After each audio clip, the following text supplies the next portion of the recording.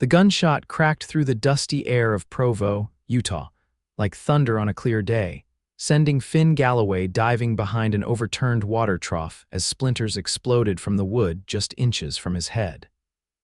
The year was 1875, and Finn had returned to his hometown with more scars than when he'd left, both the visible kind that traced a jagged line from his temple to his jaw and the invisible ones that ran much deeper.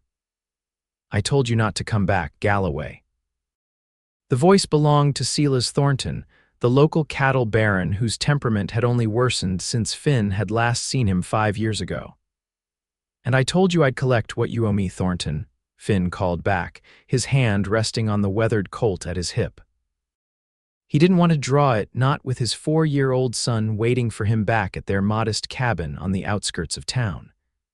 Little Ethan was all Finn had left in this world after his wife Charlotte succumbed to fever during a harsh winter in Colorado.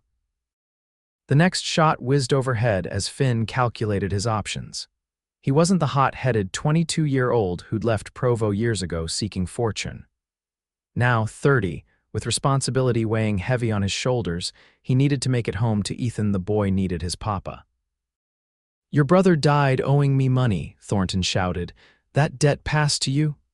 "My brother never owed you a damn thing," Finn growled. "Those cattle were paid for fair and square." The standoff might have continued if Sheriff Emmett Parker hadn't intervened, his voice cutting through the tension. "That's enough, Thornton. Put that gun away before I throw you in jail." Silas's face contorted with rage, but he holstered his weapon. "This ain't over, Galloway." "Seems it is for today," Finn replied, slowly rising from his position. He nodded gratefully to the sheriff, an old friend of his father's. "You're stirring up trouble just by being here," Emmett said quietly as he walked Finn down the dusty main street. "Thornton's got half the town in his pocket." "I didn't come back for trouble, Emmett. I came back because this is where my boy deserves to grow up, where I grew up." The sheriff's weathered face softened. "How is the little one, growing like a weed, smart as a whip, asks too many questions?" Finn couldn't help the pride that crept into his voice. "Mrs. Abernathy's watching him today while I get supplies. And you're managing all right, just the two of you." Finn's jaw tightened. "We get by." The truth was harder than Finn let on. Raising a boy alone while trying to rebuild the small ranch he'd inherited from his father was backbreaking work. The nights were the worst when Ethan would cry for his mama, and Finn had no answers that could soothe the boy's heart. "Well, you should know there's a new schoolteacher in town," Emmett mentioned as they approached the general store. "Arrived on yesterday's stage from Boston, Faith Porter, pretty young thing with ideas about education that got some of the town council riled up." Finn barely registered the information as he entered the store, his mind occupied with the list of supplies he needed and how far his meager funds would stretch. His return to Provo had been anything but warm, with old grudges and whispers following him through town.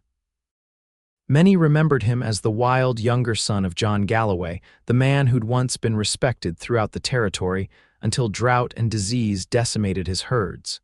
The general store owner, Harold Jenkins, gave Finn a curt nod as he entered. "Galloway, what'll it be today?" "Flour, coffee, beans, sugar," Finn began, placing a few coins on the counter. "And whatever candy you can spare for a nickel. It's Ethan's birthday tomorrow." Harold's expression softened slightly at the mention of the child. "Got some horehound drops just came in, boy like those."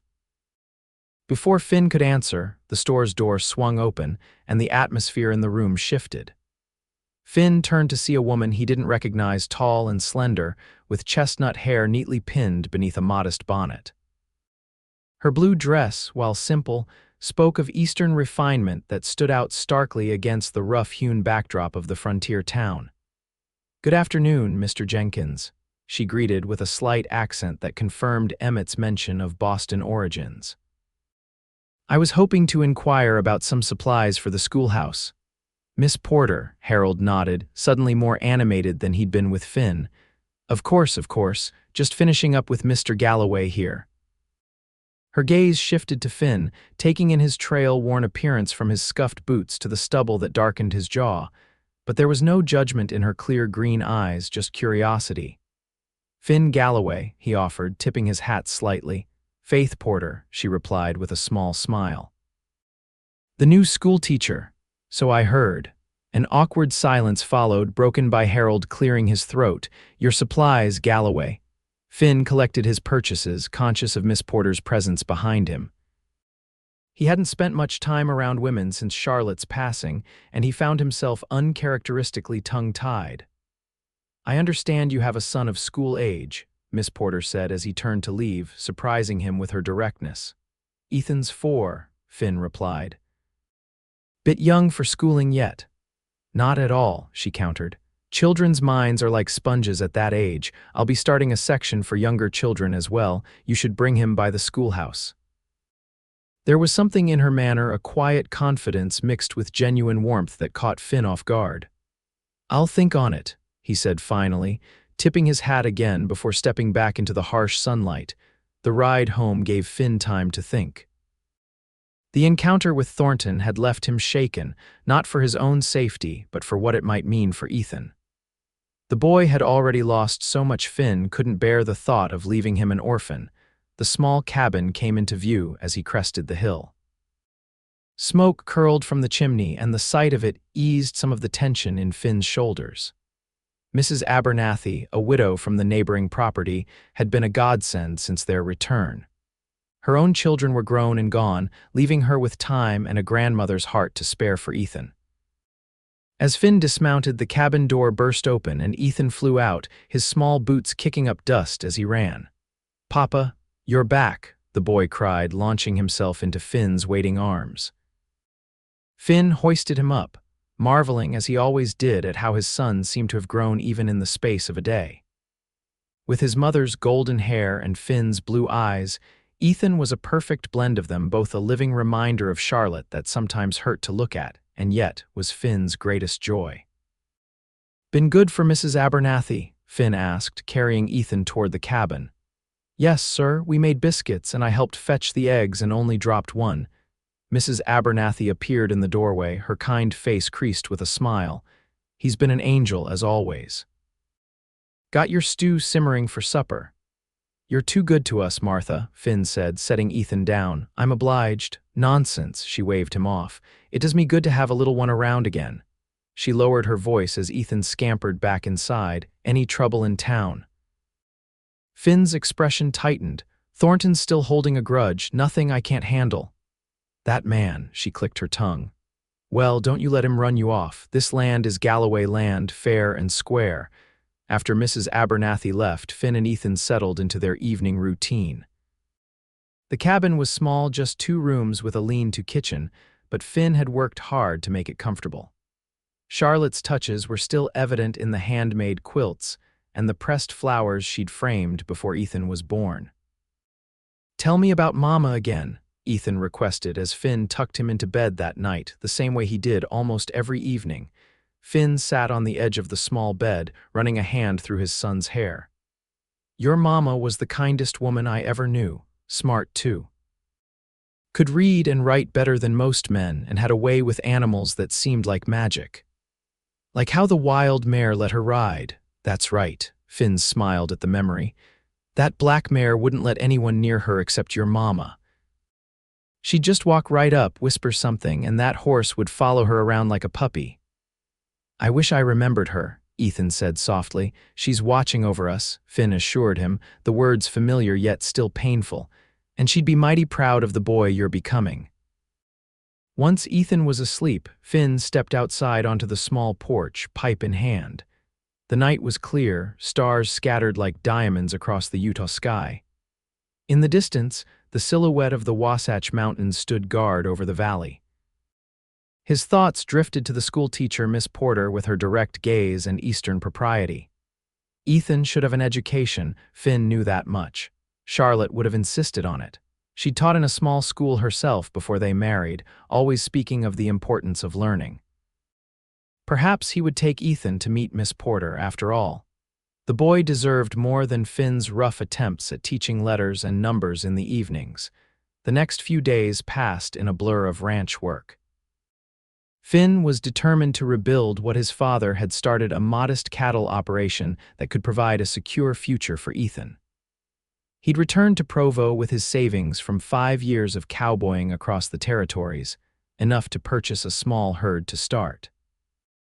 It was nearly a week before Finn found himself in town again, this time with Ethan in tow. The boy sat proudly in front of him on the saddle, chattering excitedly about everything they passed. "Is that the school, Papa?" Ethan pointed to a small whitewashed building at the edge of town. "That's right," Finn confirmed. "Would you like to see it?" Ethan nodded enthusiastically. "Will there be books? Mrs. Abernathy says schools have lots of books." "I expect so," Finn replied, steering his horse toward the schoolhouse. They arrived as children were being dismissed for the day, a stream of youngsters ranging from Ethan's age to teenagers flowing out the door. Miss Porter stood on the steps, bidding each child goodbye by name, her face animated as she spoke with a mother about her son's progress. When she spotted Finn and Ethan, her expression brightened. "Mr. Galloway, what a pleasant surprise." Her gaze shifted to Ethan. "And this must be the young man I've heard about." Finn dismounted, lifting Ethan down beside him. "Miss Porter, this is my son, Ethan." "Ethan, this is Miss Porter, the schoolteacher." Ethan, suddenly shy, pressed against Finn's leg but managed a polite, "Pleased to meet you, madam." "The pleasure is all mine, Ethan," she replied, kneeling to his level.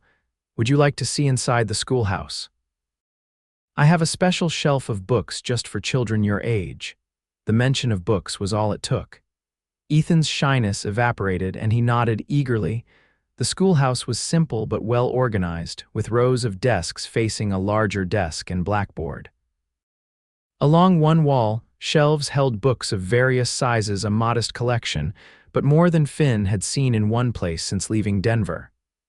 "This is wonderful," he commented as Ethan gravitated immediately toward the children's shelf. "It's a start," Faith replied. "I've written to some contacts in Boston for more supplies. The children here deserve the same quality of education as those in the East." There was a passion in her voice that reminded Finn of Charlotte, that same unwavering belief in possibility despite circumstances. "What brought you all the way to Provo?" he asked, genuinely curious, a shadow crossed her face briefly. "A desire for a fresh start, I suppose, and a belief that I might do some good here." Before Finn could inquire further, Ethan tugged at his hand. "Papa, look, it's a book about horses." For the next half hour, Finn watched as Miss Porter engaged with Ethan, showing him books, asking questions that sparked his curiosity, and demonstrating a genuine interest in his answers. By the time they prepared to leave, Ethan was completely smitten with both the schoolhouse and its teacher. "Can I come back tomorrow, Papa? Miss Porter says I could join the little ones group in the mornings." Finn hesitated. Morning was when he tended the herd, and the ride to town was too far for Ethan to manage alone. Seeing his dilemma, Faith suggested, "The Wilsons live near your property, don't they? Their children attend. Perhaps Ethan could ride in with them." "That might work," Finn conceded, surprised by how much he wanted to make this happen for his son. "I'll speak with Tom Wilson tomorrow." As they prepared to leave, Faith handed Ethan a small book. "You may borrow this until next time. It's about a boy who raises a wild colt."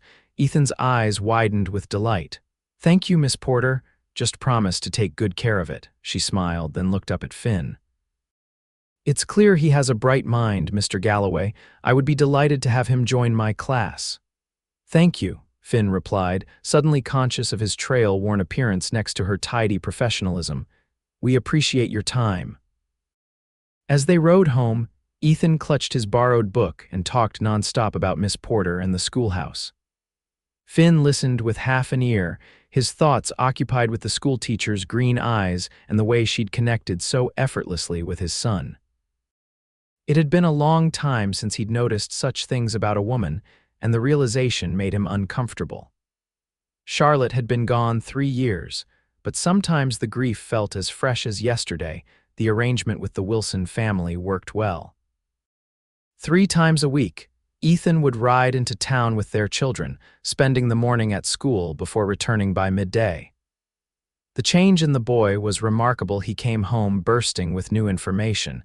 eager to show Finn what he'd learned. "Miss Porter says I'm the quickest reader in the little group," Ethan announced proudly one evening. "And she's teaching us about maps. Did you know there's oceans bigger than all of Utah, Papa?" "Is that so?" Finn smiled, enjoying his son's enthusiasm. "Miss Porter has been to the ocean. She lived right next to it in Boston. She says it goes on forever and ever and the water tastes like salt." Finn realized that Faith Porter featured prominently in most of Ethan's school stories. The boy clearly adored her, and from what Finn could tell, the feeling was mutual. 2 weeks after Ethan started school, Finn encountered Faith again in town. He just finished business at the bank negotiating a small loan to repair the barn roof when he spotted her struggling with several large packages outside the general store. "Allow me," he offered, stepping forward to take the heaviest parcels. "Mr. Galloway," she greeted him, relief evident in her voice. "Thank you. Books for the school. They finally arrived from Boston." "Happy to help," he replied, falling into step beside her. "Where to?" "The schoolhouse, if you don't mind. It's not far." As they walked, Faith inquired about Ethan. "He's a remarkable child, Mr. Galloway. Bright, curious, and unfailingly kind to the other children. You should be very proud." "I am," Finn acknowledged. His mother would be too. Faith hesitated before asking softly, "May I ask what happened to Mrs. Galloway?" The question was direct, but asked with such genuine compassion that Finn found himself answering. "Fever took her 3 years ago in Colorado. Ethan was just a year old." "I'm so sorry," Faith murmured. "That must have been incredibly difficult for you both." "It was," Finn admitted. "Still is sometimes, but Ethan gives me reason to keep going forward." "Children have that power," she agreed. "They remind us there's always a future to build, regardless of the past." Something in her tone made Finn glance at her sharply. There was a depth of understanding there that suggested personal experience with loss. At the schoolhouse, Finn helped her unpack the books, appreciating the care with which she examined each one before placing it on the appropriate shelf. "These will make a world of difference," she said, running her fingers along the spine of a geography text. "Most of these children will never travel beyond Utah, but books can take them anywhere." "You seem to genuinely care about teaching," Finn observed. "Not everyone who takes up the profession does." Faith's expression grew serious. "Education changed my life, Mr. Galloway. I believe it can do the same for these children, especially the girls. The world is changing, and they deserve the chance to change with it." Before Finn could respond, the schoolhouse door opened, and Mayor Simmons entered, his portly frame filling the doorway. "Ah, Miss Porter," he greeted, barely acknowledging Finn's presence. "I was hoping to catch you. There's been some concern among certain parents about your unconventional teaching methods." Faith straightened, a flicker of what looked like resignation passing over her features. "What concerns specifically Mayor Simmons?" "Teaching young ladies mathematics beyond basic arithmetic, for one, and some of the literature you've selected seems progressive." He cleared his throat. "This is a simple community, Miss Porter. We brought you here to provide a basic education, not to fill our children's heads with ideas above their station." Finn watched as Faith maintained her composure, though 2 bright spots of color appeared on her cheeks. "Education is never wasted, Mayor Simmons, regardless of gender or station, but I understand your concerns and will take them under advisement." The mayor seemed satisfied with this non-committal response and took his leave after reminding Faith of the upcoming town council meeting. Once he was gone, Faith let out a long breath. "That man tests my patience like no other." "You handled him well," Finn commented, "though I suspect you have no intention of changing your teaching." A small, defiant smile curved her lips. "None whatsoever." "But there's no point in antagonizing him directly. I've learned that particular lesson the hard way." Her comment piqued Finn's curiosity, but before he could inquire further, she changed the subject. "Ethan mentioned your birthday is approaching," she said. "He's quite excited about it." Finn groaned. That boy and his big mouth, it's nothing worth celebrating, just another year gone by. "I disagree," Faith replied. "Birthdays are important, especially for children to mark. It helps them understand time and appreciate life's passages." "You sound like Charlotte," Finn said before he could stop himself. "She made a fuss over every birthday." Faith's expression softened. "She sounds like a wonderful woman." She was, Finn agreed, surprised by how easy it felt to talk about Charlotte with Faith. "You would have liked each other, I think." The realization that he was comparing his late wife to the schoolteacher brought an uncomfortable flush to Finn's neck. "I should be going," he said abruptly. "Got ranch work waiting." If Faith noticed his sudden discomfort, she didn't comment on it. "Thank you for your help with the books, Mr. Galloway, and please tell Ethan I look forward to seeing him tomorrow." The ride home gave Finn too much time with his thoughts. There was something about Faith Porter that unsettled him, not in an unpleasant way, but in a manner that made him acutely aware of how lonely his life had become. Beyond Ethan and occasional interactions with neighbors, he'd kept to himself since returning to Provo. The next week brought unexpected trouble. Finn was mending fences on the north boundary of his property when he noticed smoke rising from the direction of his small stable. Dropping his tools, he mounted his horse and galloped toward home, heart pounding with dread. The stable was fully engulfed by the time he arrived. Mrs. Abernathy was there with Ethan, having spotted the smoke from her property. "Rustlers," she explained grimly as Finn jumped from his horse. "Took 3 of your cattle and set the fire as they left. I sent my boy to fetch the sheriff." Finn's jaw clenched as he surveyed the damage. The stable was beyond saving, but thankfully his 2 work horses had been with him in the north pasture. Only the old milk cow had been inside, and from the open gate it appeared she'd gotten out safely. "Did you see who it was?"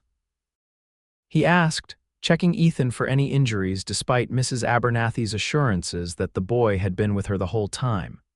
Couldn't make out faces, but one rode a horse with a distinctive white blaze. "Thornton's man Reed has a horse just like it." Finn wasn't surprised. Thornton had made no secret of his desire to drive Finn off the land that Thornton had tried to purchase from Finn's father years ago. "Papa, our home," Ethan whispered, his small face pinched with worry. "Just the stable, son," Finn reassured him, gathering the boy close. "The house is fine. And we'll rebuild the stable better than before." Sheriff Parker arrived an hour later, surveying the smoldering remains with a grim expression. "This isn't just a neighborly dispute anymore, Finn," he said quietly after taking Mrs. Abernathy's statement. "This is arson and theft. I can arrest Reed if she can identify him positively. And if she can't, we both know Thornton's behind this," Emmett sighed. "Knowing it and proving it are 2 different things. Thornton's got friends in high places, including Judge Wilson. So he gets away with burning down my property." "What's next, Emmett? My house?" With my boy inside, the sheriff placed a hand on Finn's shoulder. "I'll post a deputy to keep an eye on things for a few days, and I'll have a word with Thornton, let him know I'm watching him closely." It wasn't enough, but Finn knew it was the best the sheriff could offer. After Emmett left, Finn began clearing the debris, his mind working through options. He couldn't afford to rebuild the stable immediately. The money he'd set aside was barely enough to cover the winter feed for the remaining cattle. That evening, as Finn was putting Ethan to bed, the boy asked a question that caught him off guard. "Papa, are we going to have to leave our home?" Finn sat heavily on the edge of the bed. "No, son, this is our land and we're staying put." "But the bad men, don't you worry about them," Finn cut him off gently. "That's for me to handle. Your job is to keep learning and growing strong. Speaking of which, how was school today?" The distraction worked. Ethan launched into a story about Miss Porter teaching them to make paper boats and floating them in a bucket to demonstrate concepts of weight and water displacement. "She's the smartest lady in the whole world," Ethan declared, "and the prettiest too." Finn couldn't help but smile at his son's obvious admiration. "Is that so?" Ethan nodded seriously. "Tommy Wilson says his pa says she's too educated for her own good, but I think that's silly.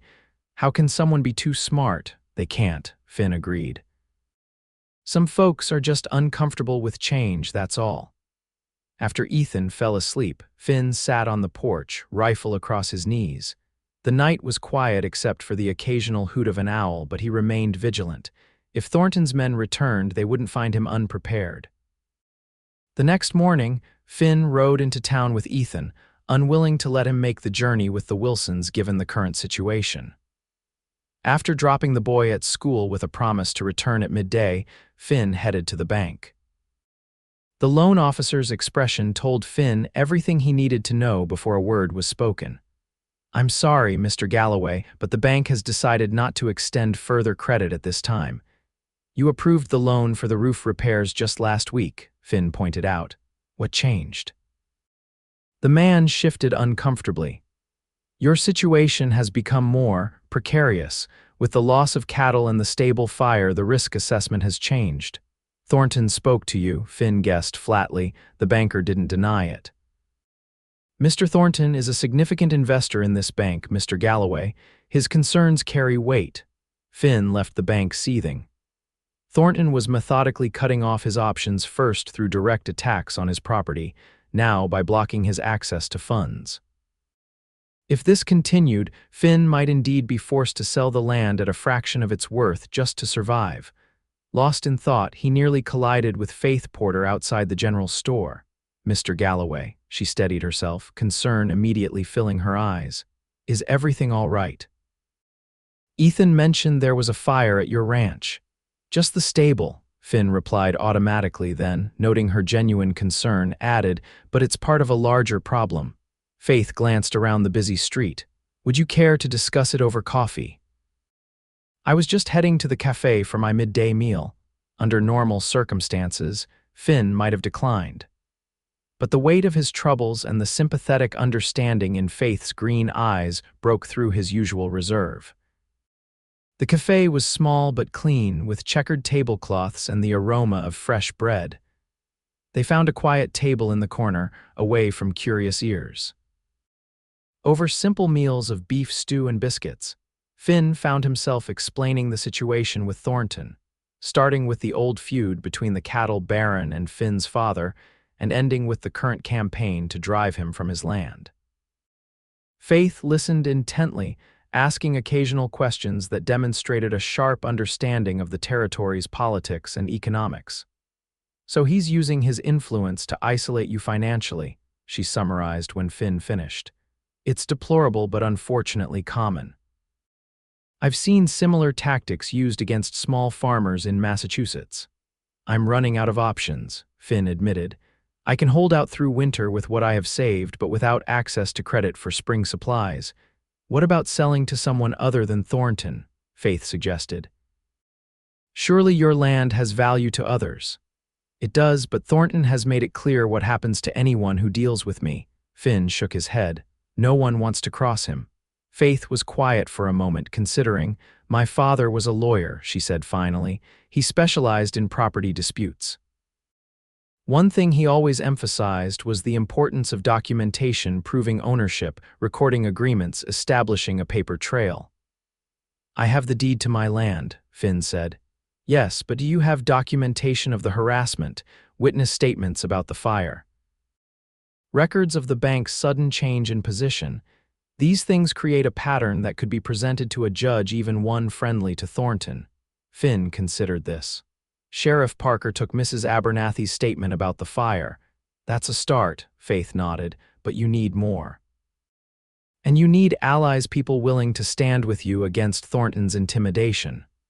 Her suggestion was practical and showed a mind accustomed to solving problems rather than accepting defeat. "You're not what I expected from an Eastern schoolteacher, Miss Porter," Finn remarked. A shadow crossed her face. "Life has a way of teaching lessons beyond what's found in books, Mr. Galloway." There was a story there. Finn realized something that had shaped her into this blend of proper Boston lady and pragmatic fighter. Before he could inquire further, the cafe door opened, and Mayor Simmons entered with several town council members, including Tom Wilson. Their conversation halted abruptly when they spotted Faith and Finn together.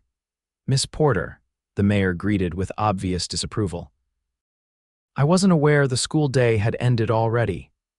"It hasn't, Mayor Simmons," Faith replied evenly. "The children are having their music lesson with Mrs. Peterson. I take my midday meal at this time every day, as you're well aware." His gaze shifted to Finn, and his frown deepened. "Mr. Galloway." Finn nodded curtly, noting the discomfort on Tom Wilson's face. The man had been friendly enough when arranging for Ethan to ride with his children, but was now clearly unwilling to acknowledge Finn in front of the mayor. After the men took a table across the room, Faith sighed. "I apologize for that. Mayor Simmons seems determined to find fault with me at every turn." "You've made enemies." "Not intentionally," she said. "But my ideas about education, particularly for girls, aren't universally appreciated. And then there's the matter of why I left Boston." Finn waited, sensing she was debating whether to continue. "I was engaged," she said finally, "to the son of a prominent family. When I discovered he had improper relations with young women in his employment, I broke the engagement, publicly." "Good for you," Finn said immediately. "The family didn't see it that way. They used their influence to ensure no school in Boston would hire me. Coming west was my only option if I wanted to continue teaching." Her candor touched Finn. She'd shared something deeply personal, perhaps recognizing that he needed to know he wasn't alone in facing powerful adversaries. "Seems we both know something about standing our ground then," he observed. Faith's smile was both sad and determined. "Yes, I suppose we do." They finished their meal, the conversation shifting to lighter topics: Ethan's progress in school, the upcoming Harvest Festival, a humorous story about the town's ancient postmaster who categorized mail by how much he liked the recipients rather than alphabetically. When it came time to collect Ethan from school, Finn found himself reluctant to end their conversation. There was an ease between them that he hadn't experienced in years. "Thank you," he said as they walked toward the schoolhouse, "for listening and for the advice." "You're welcome," Faith replied, "and Mr. Galloway, don't let them win." Her words stayed with Finn as he and Ethan rode home, the boy chattering excitedly about his day. There was a new determination forming in Finn's mind, not just to hold onto his land, but to build something worth fighting for. The next few weeks brought a change in routine. Following Faith's advice, Finn began documenting every interaction with Thornton and his men. He spoke with neighbors who had witnessed similar intimidation tactics, convincing a few to provide written statements. Sheriff Parker, impressed by Finn's methodical approach, contributed official reports that established a pattern of harassment. Ethan continued attending school, his enthusiasm growing with each day. Finn found himself looking forward to the moments when he would collect his son, catching brief conversations with Faith that gradually extended beyond school matters. He learned that she was 26, the daughter of a lawyer and a schoolteacher. That she had a younger sister still in Boston who wrote faithfully every week. That she preferred the mountains to the ocean despite growing up beside the latter. That she had an uncanny ability to identify birds by their calls and could recite Shakespearean sonnets from memory. In turn, he found himself sharing more about his own life stories of his years working cattle drives across the territories. Memories of Charlotte that had been too painful to revisit until now, hopes for Ethan's future. The more he came to know Faith Porter, the more Finn recognized what an extraordinary woman she was: intelligent, principled, and possessed of a quiet strength that complemented her gentle manner with the children. It was dangerous territory for a man who'd sworn not to open his heart again. Finn tried to maintain distance, telling himself that their growing friendship was simply the natural result of Ethan's schooling. But even Mrs. Abernathy noticed the change in him. "You're smiling more these days," she observed one evening when she brought over a freshly baked pie. "It does my heart good to see it." Finn deflected the comment, but he knew it was true. Despite the ongoing troubles with Thornton, despite the struggle to rebuild the stable with limited funds and the approaching winter, there was a lightness in him that had been absent for years. The Harvest Festival in mid-October marked a turning point. The entire town gathered for the celebration, with tables laden with food, music from local musicians, and games for the children. Ethan was beside himself with excitement, especially when Faith invited him to help decorate the schoolhouse, which served as one end of the festival grounds. Finn watched from a distance as Faith and Ethan hung paper lanterns from the porch rafters.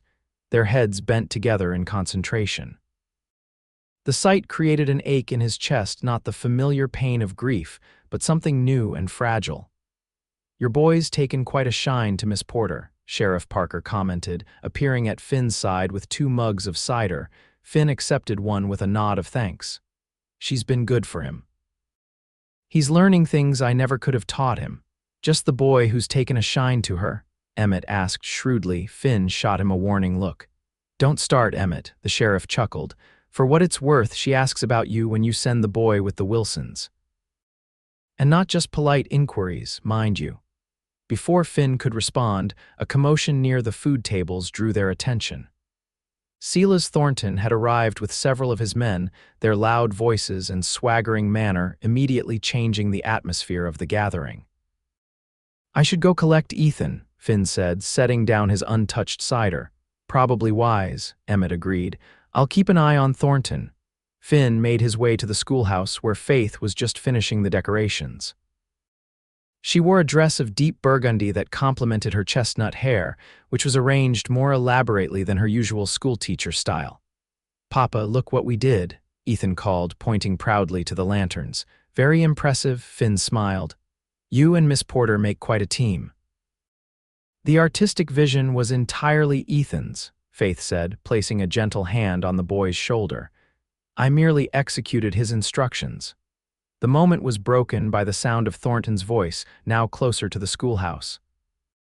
Finn tensed, instinctively moving to place himself between the approaching sound and Faith and Ethan.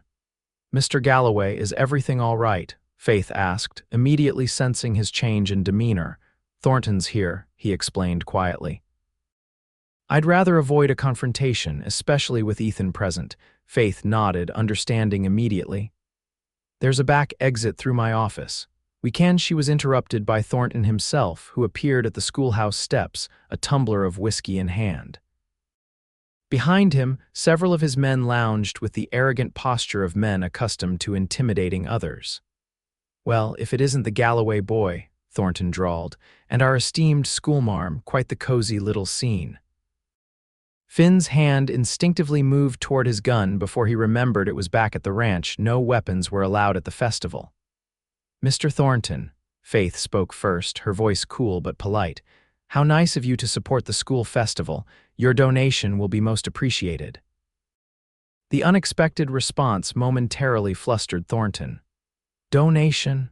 Why, yes," Faith continued smoothly. "I assumed that's why you're here, to support the children's education. The money we raise today will fund new books and supplies for the coming year."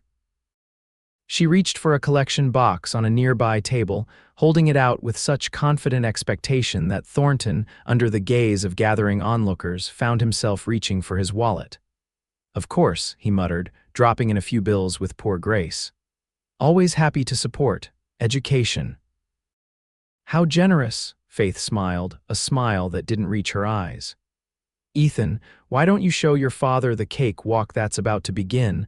I'm sure Mr. Thornton has other festival activities to attend to." Her dismissal was so politely executed that Thornton could find no reason to object without looking petty. With a hard look at Finn that promised future trouble, he moved away with his men. "That was impressive," Finn said quietly as they walked toward the cakewalk area. "My father always said the best defense is to change the rules of engagement," Faith replied. "Men like Thornton expect fear or anger they don't know what to do with calm redirection. Still, he won't forget it. You may have made yourself a target." Faith's expression grew serious. "I was already a target, Mr. Galloway. Women who speak their minds usually are." The rest of the festival passed without incident. Ethan won a small wooden horse in a ring toss game, gorged himself on sweet treats, and fell asleep in Finn's arms before the final dance had ended. "I should get him home," Finn said to Faith, who had joined them after finishing her duties at the schoolhouse booth. "Of course," she nodded, gently brushing a lock of hair from Ethan's forehead. The gesture was so maternal, so natural, that it made Finn's heart constrict. "Would you?" He began, then hesitated. "Would you like to come for supper tomorrow? Nothing fancy, but Ethan's been asking, and it would give him a chance to show you his collection of interesting rocks." Faith's smile was like sunrise breaking over the mountains. I would like that very much. The invitation, once extended, filled Finn with equal parts anticipation and anxiety. The cabin, while clean and functional, was hardly set up for entertaining especially a lady of Faith's background. The next day was spent in a flurry of preparations, with Finn cleaning areas of the house that hadn't seen a dust rag in months, and Mrs. Abernathy generously contributing a fresh baked apple pie to supplement the simple stew Finn had planned. "You're fussing like a bridegroom, Mrs." Abernathy teased as she watched Finn arrange and rearrange the plates on the table. "Just want to make a decent impression," Finn muttered, "for Ethan's sake." "Of course," she replied, not bothering to hide her smile, "for Ethan's sake." Ethan himself was beside himself with excitement, cleaning his room without being asked and carefully arranging his collection of rocks, feathers, and other treasures for Faith's inspection. When the time came, Finn sent the Wilson boy to fetch Faith from town in their wagon. He'd offered to collect her himself, but she'd pointed out that the round trip would mean serving supper well after Ethan's bedtime. Watching from the porch as the wagon approached, Finn felt an unexpected nervousness. Faith was dressed simply in a blue day dress, her hair partially pinned up but with soft tendrils framing her face. She looked both dignified and approachable, a combination that Finn found increasingly captivating. "Miss Porter," Ethan called, rushing from the house to meet the wagon. "You came." "I wouldn't have missed it for the world," she replied, accepting Finn's hand to step down from the wagon. "Thank you for inviting me." The evening unfolded with a naturalness that surprised Finn. Faith fit into their small home as if she'd always belonged there, admiring Ethan's treasures with genuine interest, complimenting the modest meal with sincerity, and filling the cabin with a warmth it had lacked for too long. After supper, Ethan insisted on showing Faith his favorite spot behind the cabin, where a small stream created a pool perfect for catching minnows. "Be careful near the water," Finn cautioned as they stepped outside. The autumn air had turned crisp with the approach of evening, and Faith drew her shawl more tightly around her shoulders.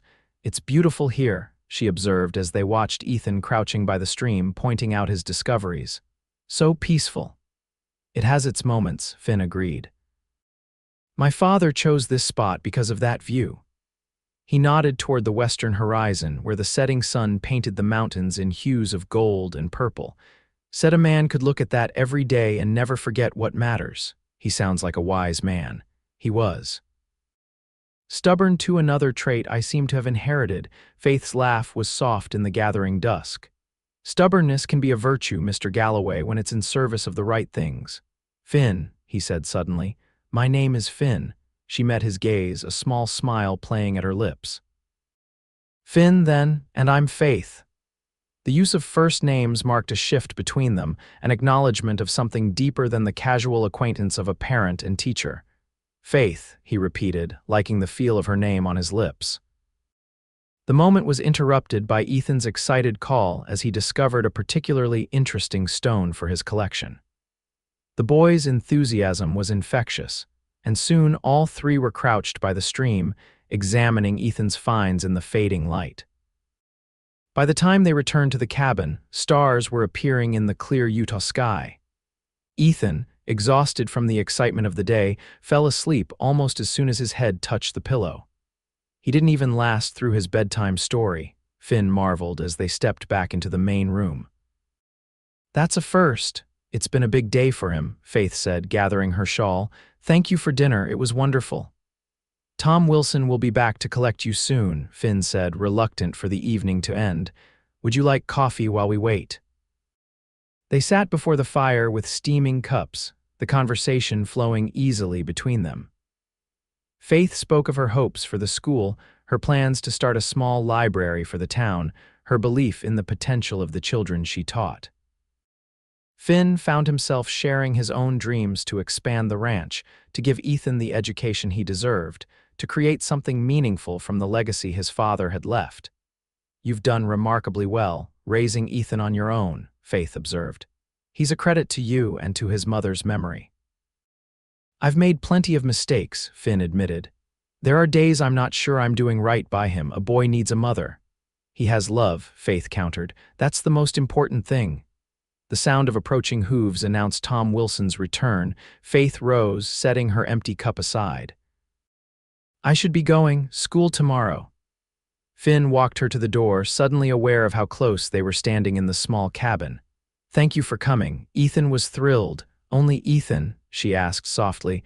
The question hung between them, charged with meaning. Finn found himself leaning closer, drawn by something he couldn't resist. No, he said honestly. Not only Ethan. The kiss, when it came, was gentle, a tentative exploration rather than a declaration. Faith's lips were soft beneath his, her hand coming to rest lightly on his chest.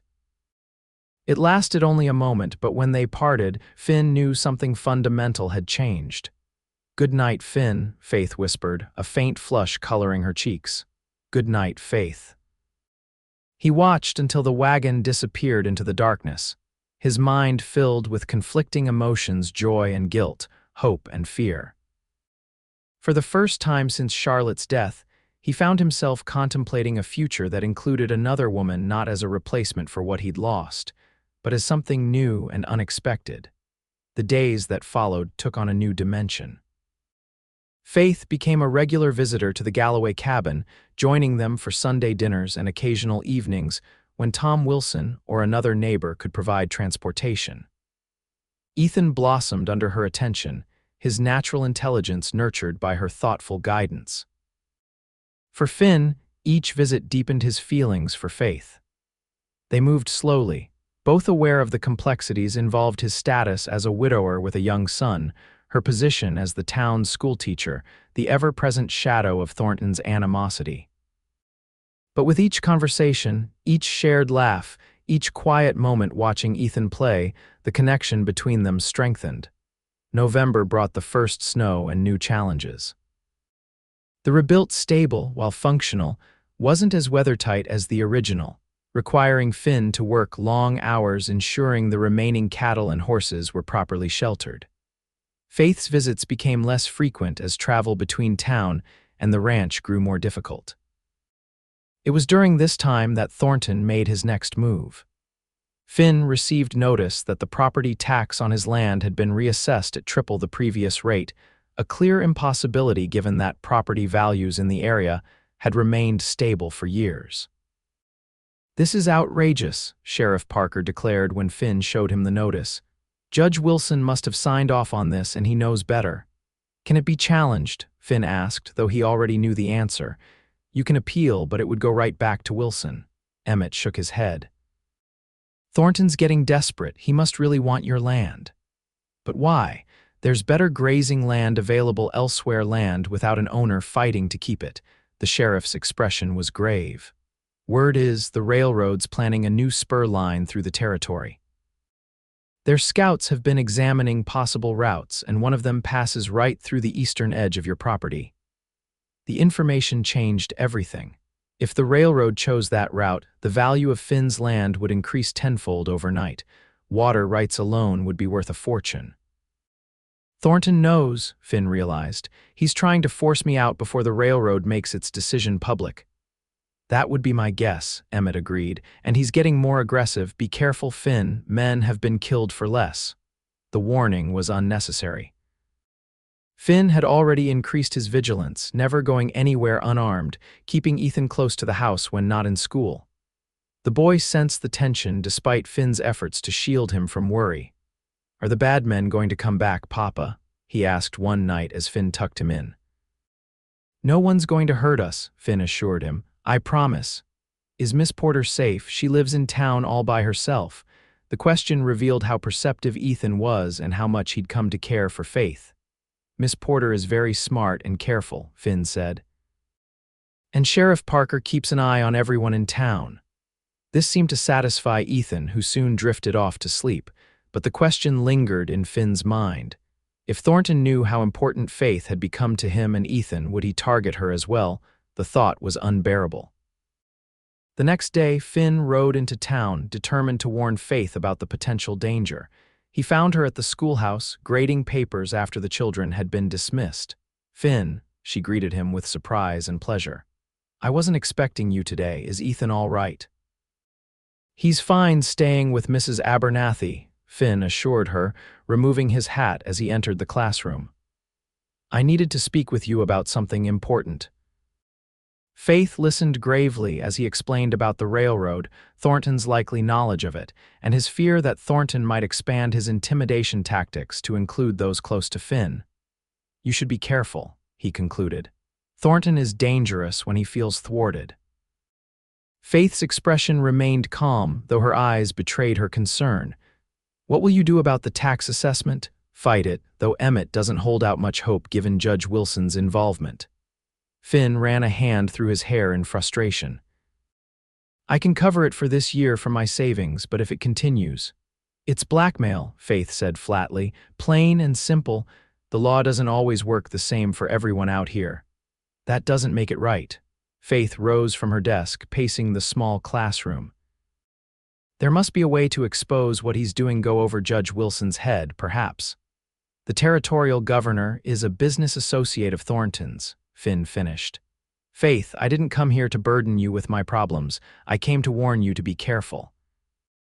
She stopped pacing, turning to face him. Your problems are not a burden, Finn, not to me. The simple statement, delivered with such quiet certainty, broke through the last of Finn's reservations. In 2 strides, he crossed the room and took her in his arms, his kiss far more urgent than their first tentative exchange. Faith responded with equal fervor, her hands coming up to frame his face as they deepened the connection between them. When they finally parted, both were breathless. I've been wanting to do that again since the first time, Finn admitted, his forehead resting against hers. I've been hoping you would, Faith replied, a smile in her voice. They remained like that for a moment, wrapped in each other's arms in the quiet schoolroom, the world outside temporarily forgotten, but reality couldn't be held at bay indefinitely. Faith, Finn said seriously, drawing back to look into her eyes. I care for you more than I thought possible after Charlotte, but my situation is complicated and potentially dangerous. I wouldn't blame you for she silenced him with another kiss, brief but decisive. I'm not easily frightened, Finn Galloway. And I've never been one to walk away from something or someone important because the path wasn't smooth. Her courage and determination only deepened his feelings for her. You are an extraordinary woman, Faith Porter, and you, she replied, her eyes sparkling, are worth fighting for. The declaration, simple yet profound, settled something in Finn's heart. Whatever challenges lay ahead, they would face them together. The weeks leading up to Christmas brought both joy and increasing tension. Faith continued to visit the ranch when weather permitted, becoming an integral part of Finn and Ethan's lives. The bond between her and Ethan grew stronger with each visit, the boy's obvious adoration warming both Finn's heart and Faith's, but Thornton's pressure also intensified.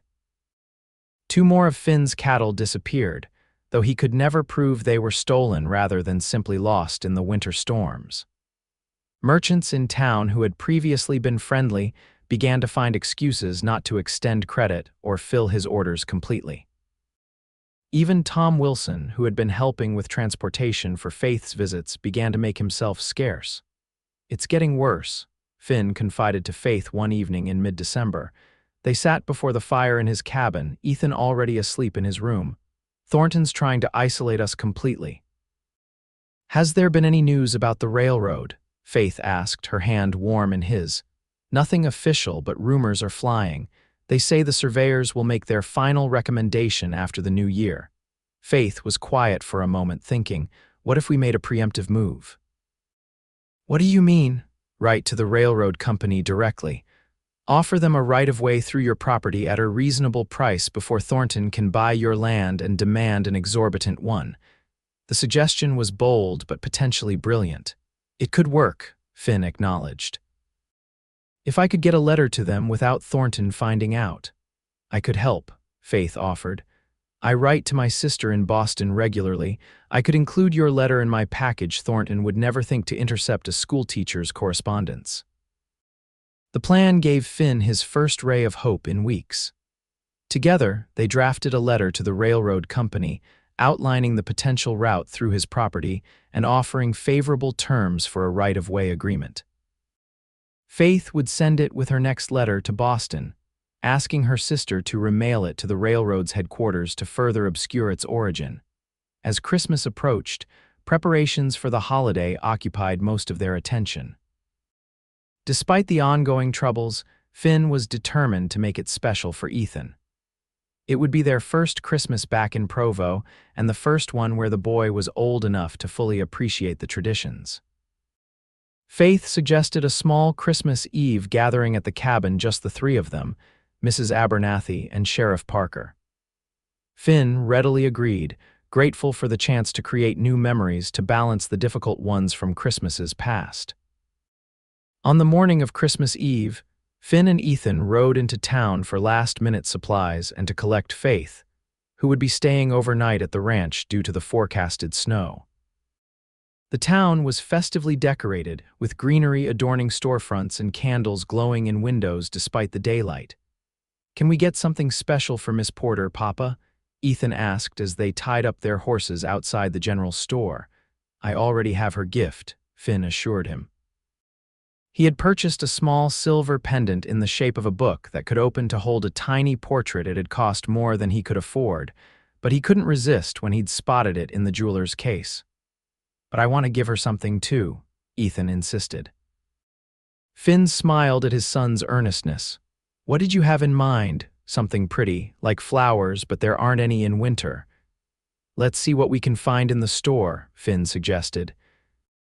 The general store was busy with last-minute shoppers, but Harold Jenkins greeted them warmly, one of the few merchants who had resisted Thornton's pressure to shun the Galloways.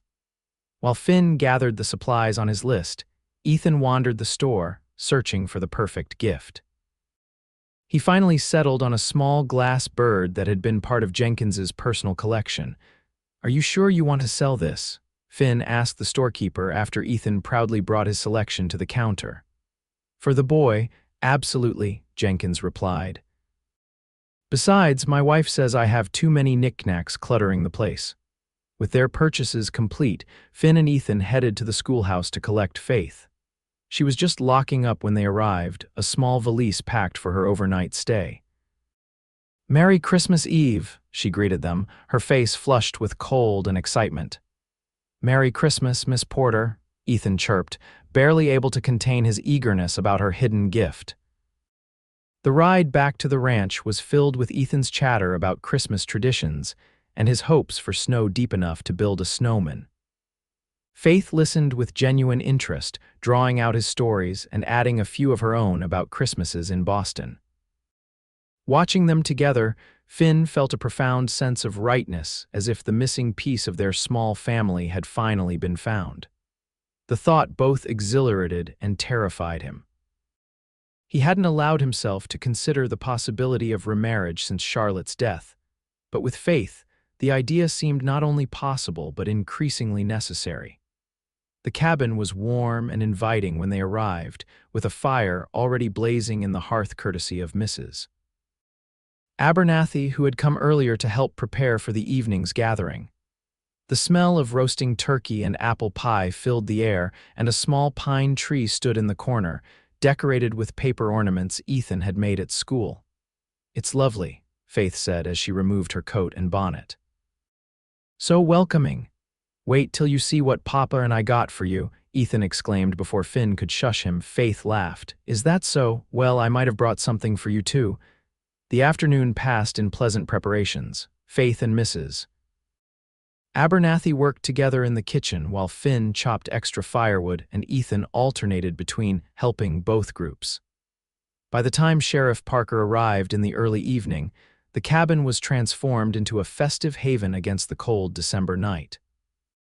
Supper was served on Finn's best dishes, mismatched, but clean, with the turkey as the centerpiece surrounded by potatoes, greens, and fresh bread. Mrs. Abernathy's pies waited on the sideboard for dessert. "I can't remember the last time I had such a fine Christmas meal," Emmett declared as they gathered around the table. "Nor I," agreed Mrs. Abernathy. "It does my heart good to see this house full again." The conversation flowed easily through the meal, with stories and laughter warming the room as much as the fire. Ethan, seated between Finn and Faith, could barely contain his excitement about the coming gift exchange. After the dishes were cleared, they gathered around the small tree. Mrs. Abernathy had brought hand-knitted scarves for everyone, while Sheriff Parker contributed oranges, a rare treat in winter, and a wooden sheriff's badge he'd carved for Ethan. "Now you can keep order when I'm not around," he told the delighted boy. Faith's gifts were thoughtfully personal: a leather-bound journal for Finn, a picture book for Ethan, handkerchiefs embroidered with their initials. When it came time for Ethan to present his gift to Faith, he approached her with solemn importance, the small glass bird carefully wrapped in a scrap of cloth. "Merry Christmas, Miss Porter," he said, placing it in her hands. Faith unwrapped it with appropriate ceremony, her gasp of delight entirely genuine. "Ethan, it's beautiful, a bluebird, my favorite. However did you know?" "I just picked it 'cause it was pretty, like you," he answered honestly, beaming at her reaction. "It's perfect," she assured him, kneeling to his level for a hug. "I'll treasure it always." Finn's gift came last. He felt uncharacteristically nervous as he handed Faith the small box, aware of Mrs. Abernathy and Sheriff Parker exchanging knowing glances. Faith opened it carefully, her eyes widening at the silver pendant nestled inside. "Oh, Finn," she breathed. "It's exquisite. It opens," he pointed out, "for a picture if you'd like." She immediately tried the clasp, finding it contained a tiny folded note. Curious, she opened it to read the message Finn had written. For new chapters yet to come, her eyes met his, understanding and emotion making them bright. "It's perfect," she echoed Ethan's words. "Will you help me put it on?" As Finn fastened the chain around her neck, his fingers brushing the soft skin at her nape, he was acutely aware of how much his life had changed in the months since Faith had entered it. What had begun as a simple teacher-parent relationship had blossomed into something far deeper and more profound. The evening continued with carols around the fire, with Faith's clear soprano leading them through familiar songs. Ethan, fighting sleep despite his excitement, finally succumbed in Finn's lap during Silent Night. "I should put him to bed," Finn said as the song ended. "He'll be up at dawn to see if Santa came." "And I should be heading home before the snow gets worse," Sheriff Parker announced, rising from his chair. "Martha, can I offer you a ride?" Mrs. Abernathy accepted, giving Faith a warm embrace before departing. "Merry Christmas, dear. You've brought light back to this house." Once their guests had gone and Ethan was tucked into bed, Finn and Faith found themselves alone before the fire. Outside, snow had begun to fall, the flakes visible in the glow from the cabin windows. "Thank you for my gift," Faith said, her fingers touching the pendant at her throat. "It means more than I can say." "I meant what I wrote," Finn replied, taking her hand. "When I think about the future now, I see new possibilities because of you." Faith's expression grew serious. "Finn, there's something I need to tell you, something I've been considering." A flutter of anxiety went through him. "What is it?" "I've been offered a position at a school in Denver. The salary is better and there would be more resources for teaching." The news was like a physical blow. "You're leaving?" he asked, his voice hollow. "I haven't decided," Faith said quickly. "The offer came yesterday and I have until the new year to respond." "I see." Finn tried to keep the devastation from his voice. "Denver would offer more opportunities than Provo." "Yes, but that's not all that matters." Faith turned to face him fully. "Finn, these past months with you and Ethan have been the happiest of my life. The thought of leaving you both." Her voice broke slightly. "It's not a decision I can make lightly." Finn understood then that she was waiting for him, waiting to know if what they had built together was temporary or the foundation for something permanent. In that moment, the last of his hesitation fell away. "Don't go," he said simply. "Stay here with us, with me. Are you sure?" Faith asked, hope and uncertainty mingling in her expression. "Your life is complicated enough without the woman I've come to love," Finn finished for her. "Faith, you've brought joy back into our lives when I thought it was gone forever. Ethan adores you, and he took a deep breath. "I love you, I think I have almost since the beginning." Faith's smile was radiant. I love you too, Finn Galloway, you and Ethan both. The kiss that followed sealed the declaration, a promise of the future they would build together despite the obstacles still before them. Christmas morning dawned bright and clear, the fresh snow transforming the landscape into a glittering wonderland. Ethan woke with the first light, bursting into Finn's room with excitement about Santa's visit. "Papa, Papa," he came, "and Miss Porter needs to see too." Faith had taken Mrs. Abernathy's room for the night, and she emerged at Ethan's call, her hair loose around her shoulders and a shawl wrapped around her nightdress. "Coming, Ethan," she called, her smile for Finn communicating all that had changed between them. The small pile of gifts beneath the tree, practical items like new mittens, and a picture book that Finn had managed to acquire despite his limited funds, were received with genuine delight by Ethan. But the best moment came after breakfast, as they sat together in the morning light. "Miss Porter," Ethan began with unusual seriousness, "I've been thinking about something important." "Have you?" Faith responded, giving him her full attention. "What is it?" "Well," the boy continued, glancing at Finn before focusing on Faith again, "Mrs. Abernathy says families should be together for Christmas, and we're together, so I was wondering." Finn felt his heart swell with love for his son, knowing instinctively what was coming. "Will you be my mama?" Ethan asked, his young face earnest and hopeful. The question hung in the air, perfect in its childish directness. Faith's eyes filled with tears as she looked from Ethan to Finn, who nodded almost imperceptibly. No words were needed as Faith opened her arms and Ethan flew into them. Finn joined the embrace, his arms encircling them both as Faith pressed kisses to Ethan's hair. "I would be honored to be your mama," she whispered finally, her voice thick with emotion. "Nothing would make me happier." The moment was interrupted by the sound of approaching horses, several of them, moving fast. Finn rose quickly, his instincts alerting him to potential danger. Grabbing his rifle from above the door, he peered out the window. "It's Thornton," he said grimly, "and several of his men." Faith immediately gathered Ethan close. "What do they want?" "Nothing good," Finn replied, checking that his rifle was loaded. "Take Ethan to the back room and stay there." "Finn, please, Faith, I need to know you're both safe." Reluctantly, she complied, leading a frightened Ethan to the bedroom and closing the door. Finn stepped onto the porch, rifle ready but not aimed directly at the approaching riders.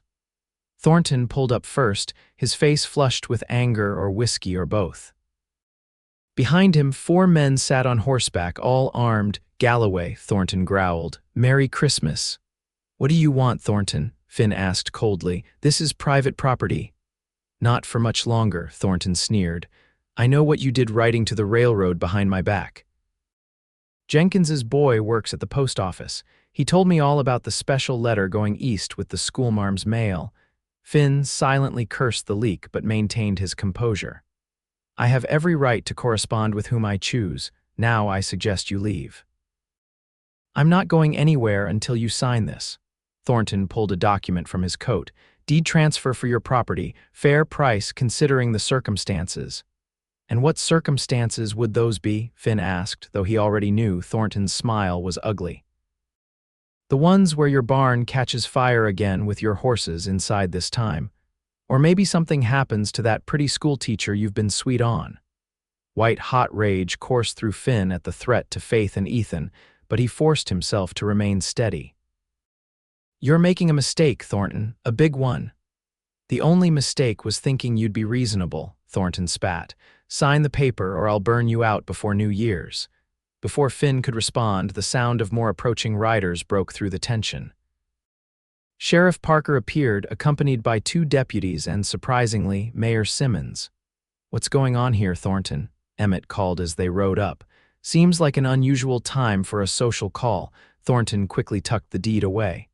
"Just wishing Galloway a Merry Christmas, Sheriff."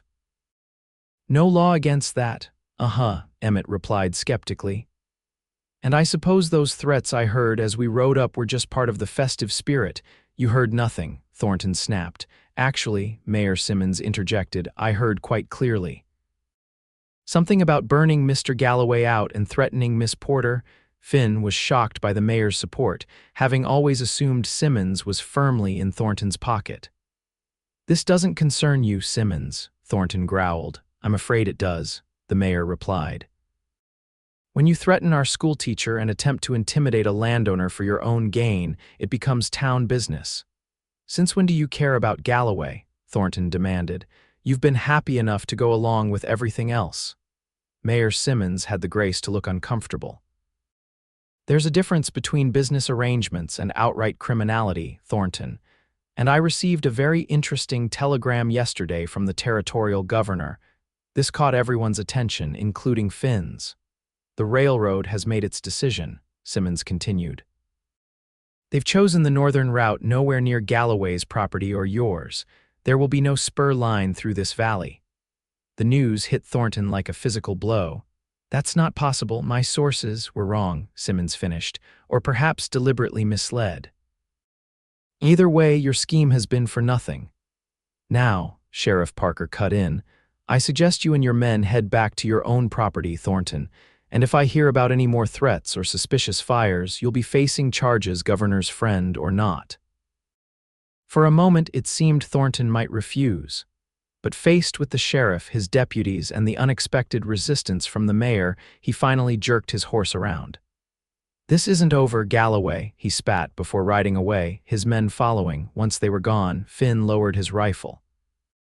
"Thank you, Sheriff. Mayor Simmons." The mayor nodded uncomfortably. "I owe you an apology, Galloway. I allowed Thornton too much influence for too long." "The railroad news," Finn said. "Is it true?" "Completely," Emmett confirmed. "Came in yesterday." The northern route was always more practical, less elevation change, better water access. Thornton was chasing a rumor that got out of hand.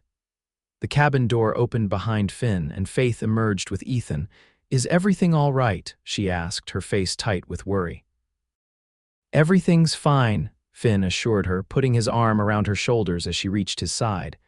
"Better than fine, actually." Mayor Simmons cleared his throat. "Miss Porter, I hope you'll accept my apologies as well. Your teaching methods have proven quite effective, despite my reservations." Faith nodded graciously. "Thank you, Mayor, I appreciate that." "Well," Emmett said, gathering his reins, "we should let you folks get back to your Christmas. Thornton shouldn't bother you again, but if he does, we'll send word immediately," Finn promised. After the men had departed, the three of them stood together on the porch, watching the retreating figures against the snow-covered landscape. "Is the bad man gone for good, Papa?" Ethan asked from Faith's arms. "I think so, son," Finn replied. "At least for now." "Does this mean we can be a real family?" the boy continued. With Miss Porter as my mama, Finn and Faith exchanged glances, a silent communication passing between them. "If Miss Porter agrees," Finn said carefully, "I would very much like to ask her to marry me." Faith's eyes shone with unshed tears. "I believe my answer to that question wouldn't need words either," she said softly.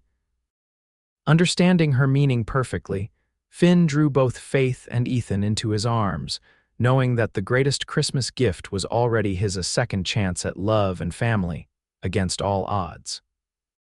The wedding took place on a crisp February morning in 1876, with the Wasatch Mountains standing witness in the distance.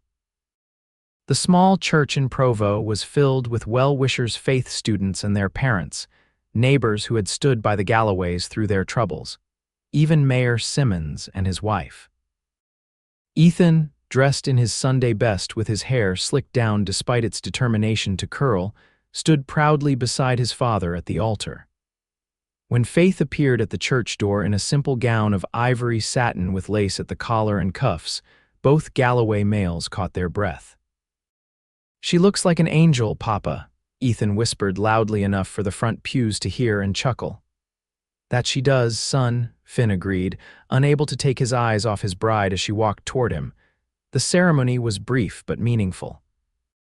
When the minister pronounced them husband and wife, Finn kissed Faith with a reverence that brought sighs from the women present and a dramatic "Ewa" from Ethan that broke the solemnity with laughter. The celebration afterward at the schoolhouse, decorated by Faith students with paper flowers and ribbons, was the happiest gathering Provo had seen in years. Even Thornton's continued absence from town, rumor had it he'd gone east to pursue other investments, contributed to the general sense of relief and goodwill. Spring came early that year, bringing new beginnings in more ways than one. Faith moved into the Galloway cabin, transforming it with small touches that made the house truly a home. Shelves that had stood empty for years now held books. Fresh curtains brightened the windows. The garden that had lain fallow since Finn's return was planned and planted with vegetables and a few hardy flowers. Faith continued teaching, riding to town with Finn each morning and returning with him in the afternoon. The arrangement raised a few eyebrows at first. Married women rarely continued working, especially as teachers, but Faith's determination and Finn's unwavering support silenced most critics. "Your ma was a teacher too," Finn reminded Ethan one evening when the boy asked why Faith didn't stay home like other mothers. "Education is important, and your mama is good at what she does." "I know," Ethan replied seriously.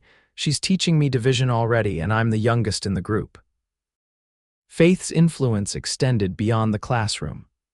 With her encouragement, Finn applied modern techniques to his ranching operation, gradually increasing his herd and improving its quality.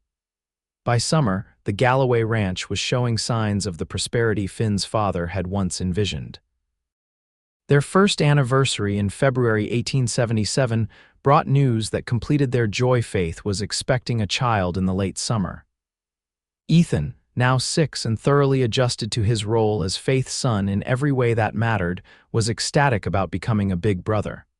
"I hope it's a boy," he declared. "Girls don't like catching frogs." "Some girls might," Faith laughed, resting a hand on her still flat stomach. "We'll have to wait and see." As Faith's pregnancy progressed, the town of Provo continued its own growth and changes. The railroad, though not coming directly through the valley, had established a station 30 miles north, bringing increased commerce and new settlers to the territory. Mayor Simmons, inspired partly by Faith's educational philosophy, established a small public library in a corner of the town hall. Life settled into a pleasant rhythm for the Galloway family. Summer brought long, golden days of ranch work for Finn, school vacation for Faith and Ethan, and the gradual preparation for the new arrival. Faith's condition slowed her down as August approached, but she remained active and involved in both household and community affairs until the final weeks. It was on a warm evening in late August that Faith felt the first pains. Mrs. Abernathy was summoned to help while Finn sent Ethan to alert the town doctor. The boy rode out proudly on his pony, a birthday gift he'd received in April, determined to complete his important mission. The labor was long but uncomplicated. Just as dawn broke over the mountains, Faith gave birth to a healthy baby boy with a shock of dark hair like his father's. Exhausted but radiant, she placed the infant in Finn's arms. "Meet your son," she whispered. "What shall we call him?" Finn gazed down at the tiny face, overwhelmed by the miracle of new life and second chances. "John," he said finally. "After my father, John Frederick Galloway." "It's perfect," Faith agreed. When Ethan was allowed in to meet his brother, his initial disappointment at not having a playmate immediately was quickly overcome by the baby's grip on his finger. "He's strong," Ethan observed with approval. "I'll teach him everything, Mama, when he's bigger." "I know you will," Faith smiled, watching her 2 sons together for the first time. That night, with baby John sleeping in the cradle Finn had crafted beside their bed, and Ethan finally asleep after the excitement of the day, Finn and Faith sat together on the porch in the soft summer darkness. "Happy?" Finn asked, his arm around his wife's shoulders. "Completely," Faith replied, leaning into his embrace. "Though I never imagined when I stepped off that stage in Provo 2 years ago that this would be my life." "Any regrets?" "About the school in Denver?" Or Faith silenced him with a kiss. "Not a single one. This is exactly where I'm meant to be." As if to punctuate her words, a cry came from inside the cabin, little John making his needs known. They rose together, hands linked, to tend to their son. "You know," Faith said as they reached the door, I was thinking we might need to consider expanding the cabin. With 2 growing boys, we'll need more room eventually. Finn chuckled. Already planning for the future, Mrs. Galloway, always, she replied with a smile, our future together. In the years that followed, the Galloway family continued to flourish. Faith eventually retired from teaching to focus on their growing family, though she remained involved in educational matters in Provo, helping to establish a proper school board and advocating for improved facilities. Ethan grew into a thoughtful young man who combined his father's practicality with Faith's love of learning. John proved to be as strong-willed as his namesake grandfather, keeping his parents on their toes with his adventures. And in 1880, a daughter joined the family, Charlotte Faith, named for the 2 remarkable women who had shaped the Galloway legacy. The ranch prospered under Finn's careful management, eventually becoming one of the most successful operations in the county. Thornton never returned to Provo, having overextended himself in Eastern investments and lost much of his fortune. On warm summer evenings, Finn and Faith would often sit on their expanded porch, watching their children play in the yard that now featured a swing set and a small garden plot where each child grew their own vegetables. "You ever think about that Christmas morning?" Faith would sometimes ask. "When Ethan asked me to be his mother, often," Finn would reply, taking her hand in his. "It was the moment our family truly began." And as they watched their children, the son who had brought them together and the 2 who had completed their circle, they knew that some questions indeed required no words to answer. Love, family, and belonging spoke for themselves in the life they had built together on the land that had seen both struggle and joy, loss and renewal, a legacy that would endure long after the frontier days of Utah were just a memory.